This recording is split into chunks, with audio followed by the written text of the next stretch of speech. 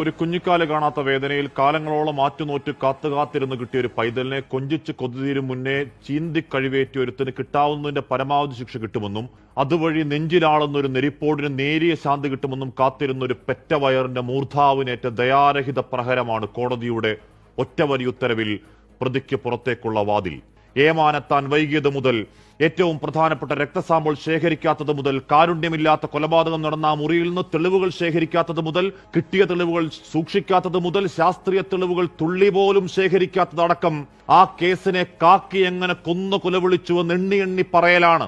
ഏറ്റവും പ്രധാനപ്പെട്ട ഒരു കേസിൽ അങ്ങേയറ്റം വൈറ്റലായ തെളിവുകളിൽ അത്ര കണ്ട് അമാന്തമെങ്കിൽ അക്ഷരം തെറ്റാതെ വിളിക്കണം അട്ടിമറി.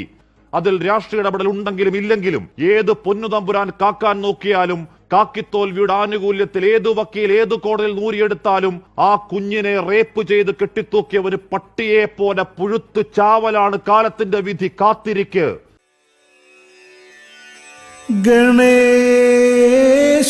ഗണേശമോഹനം ശരവണവന്ദനം